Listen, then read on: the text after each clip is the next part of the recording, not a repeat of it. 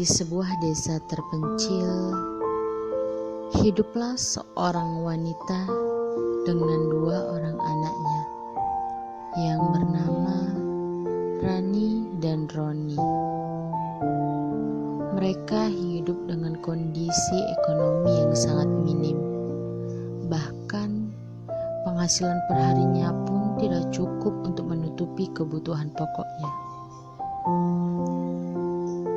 Di suatu pagi yang buta, wanita tersebut segera membangunkan kedua anaknya. Nak, bangun sayang. Sudah subuh, nak. Ayo cepat sholat, nanti keburu waktunya habis, nak, kata ibu dengan nada lembut sambil mengelus kepala anaknya. Baik ibu, sahut Rani.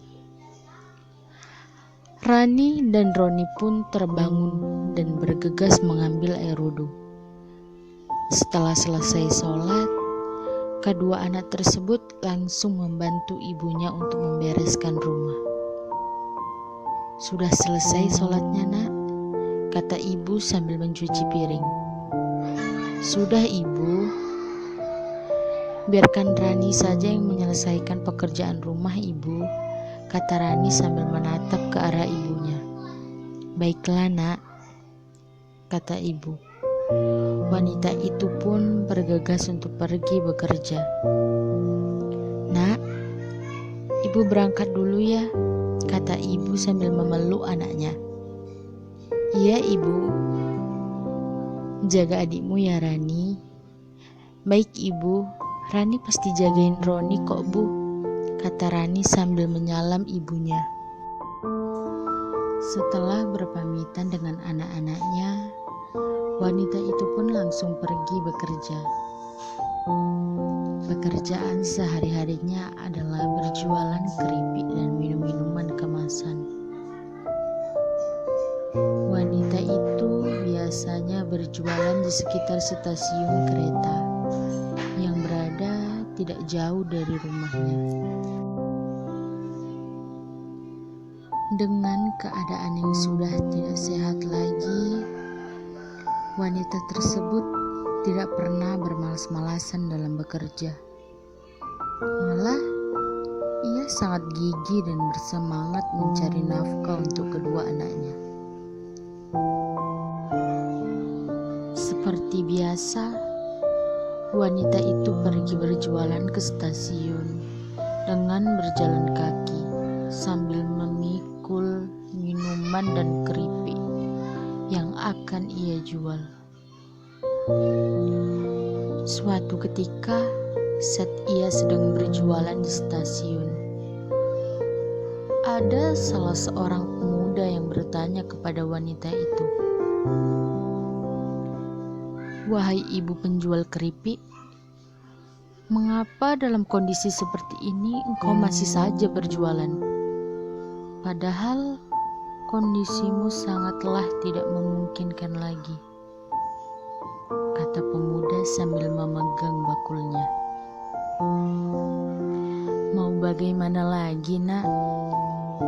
Aku harus tetap berjualan walaupun dengan kondisi seperti ini. Kalau tidak, bagaimana aku bisa menafkahi anak-anakku? Kasihan mereka harus menahan lapar terus-menerus. Maka dari itu, aku harus tetap bersemangat demi anak-anakku. Baiklah bu, sebaiknya ibu istirahat sejenak supaya ibu tidak terlalu lelah, kata pemuda itu sambil menuntun wanita tersebut. Baik nak, terima kasih sudah membantu ibu, sahut wanita itu sambil duduk sejenak. Setelah berbincang-bincang dengan wanita tersebut, pemuda itu pun langsung pamit kepada wanita itu. Saya pamit ya bu, keretanya sudah mau berangkat, kata pemuda itu sambil berdiri dan menatap wanita itu. Iya nak, sampai ke tujuan dengan selamat, jawab wanita itu sambil memegang tangan pemuda tersebut. Baik Bu, saya pamit ya.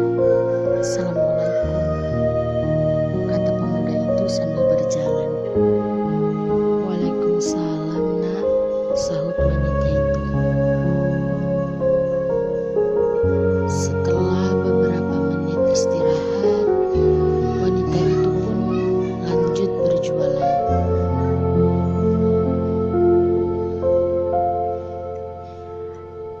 Setelah sore hari telah tiba, wanita tersebut pun bergegas untuk pulang ke rumah.